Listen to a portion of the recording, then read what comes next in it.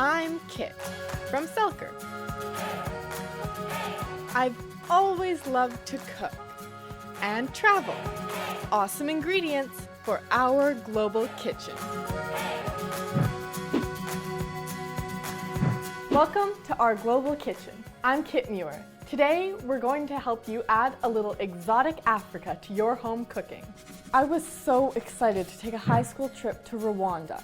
The country is beautiful. The people are so welcoming. I think the culture and the food are amazing. So we are going to tempt you to make two authentic African dishes, succulent beef samosa and traditional brochettes. And we'll spice it up with a little travel talk. My cooking teacher trained and traveled in Africa. Fellow world explorer and Selkirk chef, Mary Jane Feek. Hi. Hi, Yeah, Mary I do have quite a history in Africa. We're going to start by making some samosas. Okay. And you're going to measure a cup of flour into All right. the bowl. And you're just going to level it off with the knife so that we have a nice level measurement. And we're going to add a pinch of salt and about a teaspoon of oil. So you can just pour in a bit of Okay. oil. You should probably tell me when to stop. Okay, that's good. So you're going Okay. to start to stir and I'll add in some of the water. And so we're just going to stir this until it forms into a nice soft dough. Seems very easy to do. Did samosas originate in Africa? Samosas are actually an Indian influence into the continent. There we go, that should be great. So where I stayed in South Africa, there's a high Indian population and that's why samosas are so popular there. The ones we're making today are just with a beef filling. Traditionally, they're also filled with a vegetarian potato filling. That's really delicious as well. Great. And put a little bit of flour on the table and knead it. So what is your history in Africa, Mary Jane? Well, I actually moved to South Africa when I was 17. I went over on a Wow. rotary exchange. I stayed there for just over a year. I went to school when I lived in South Africa. I did my restaurant and hotel management there. Oh, cool. So now you're going to divide this into 8. And then we're going to shape them into little balls.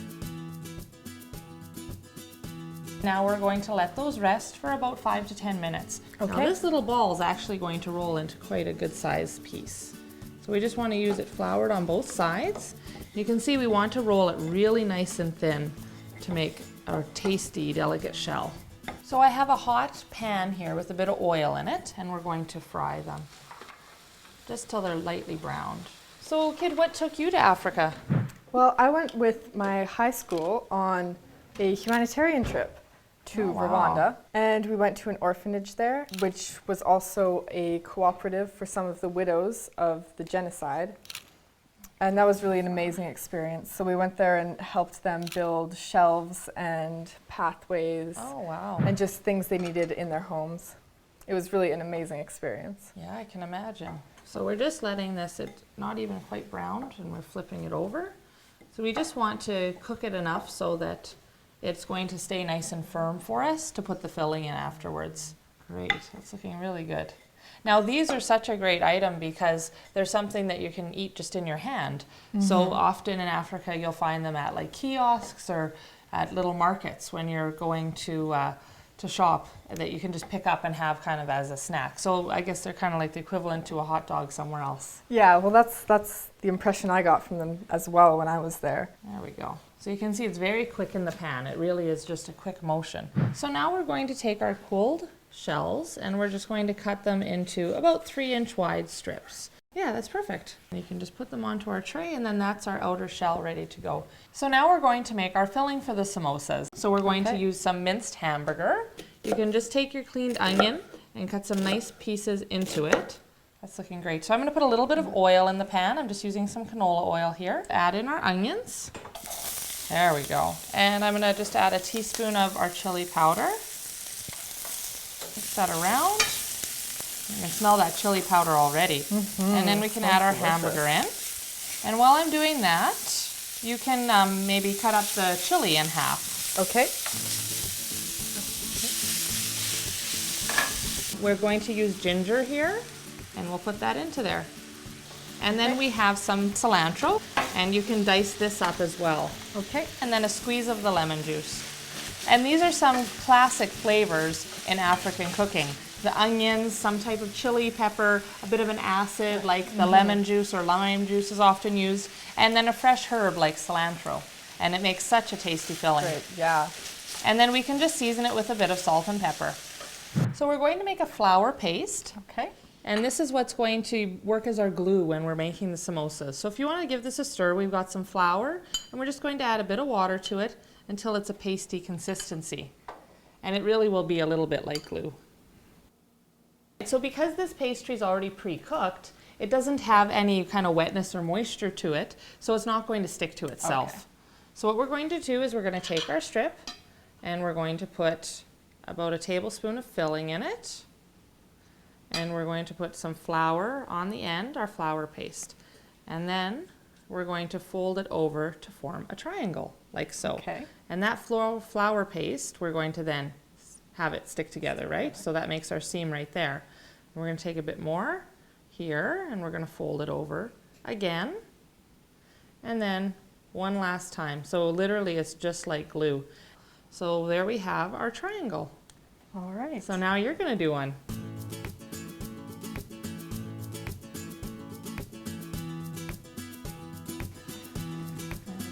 So now we're going to let these fry until they're a golden brown on both sides. So once these are all ready, we're just going to take them and put them on our paper, and then they're ready to stay in the oven and keep warm for us to enjoy later. So now we're going to make another authentic dish, brochettes. Now the brochettes are traditionally served with roasted potatoes. So we're going to take our potato and we're going to cut it into about 8 pieces. It just reminds me of when I went over a couple of years ago to the BidFest World Hunger Tour. There were 250 of us chefs who went over and volunteered our time and our talents to help raise about $1 million for feeding schemes in Africa.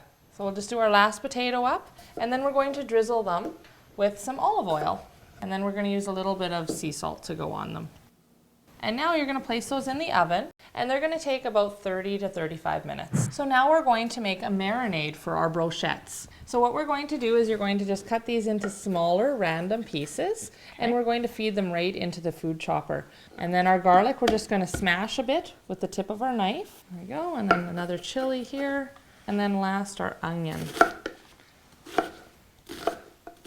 And what we're going to add to that is a drizzle of oil and about a tablespoon of our tomato paste. Yeah, just put that in there. So you're just going to pulse it and pulse it. So now we're going to just add a little bit more oil to it, just so that we can create a nice smooth paste. There we go. That's looking great. And we're going to add about 2 tablespoons of it to this pan here. There we go. And then the rest of it you're going to add onto the lamb and just mix it around. Just mix it. Now, because we're using local lamb in our African brochettes, I thought I'd take another trip to see what Selkirk sheep and their shepherds are all about. Oh, yes. Oh, yeah. Hey. Whoa! Do you have to feed all of the lambs? No, just ones that are having problems. Maybe they're a little weak or something, or mom doesn't have any milk, to save the lamb. That's what you do. As soon as they get past the milk stage, then they have grain and they live on that, and they start eating the grass right away too. But by fall time, they're ready to go to market. Okay, and I noticed that over there is not a sheep.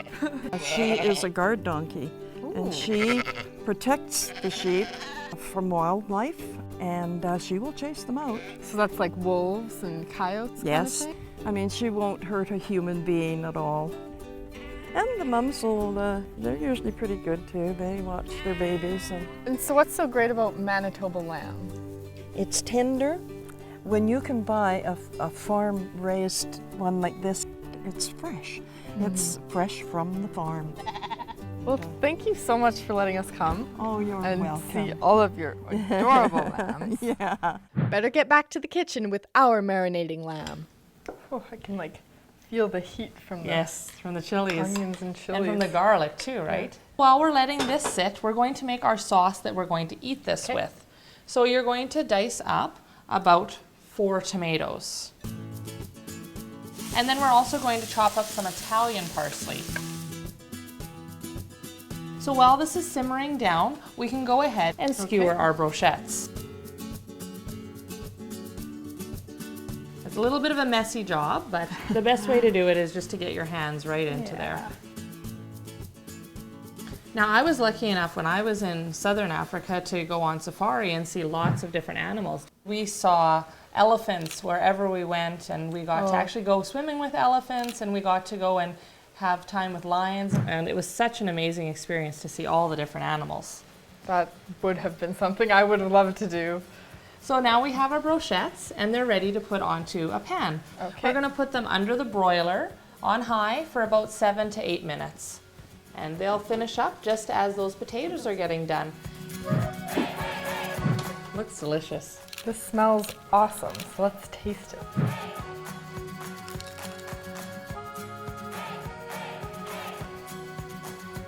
I love the mix of all the different ingredients, all the fresh with the citrus in there as well. With these dishes, it's a really easy way to bring those African flavors into your kitchen at home.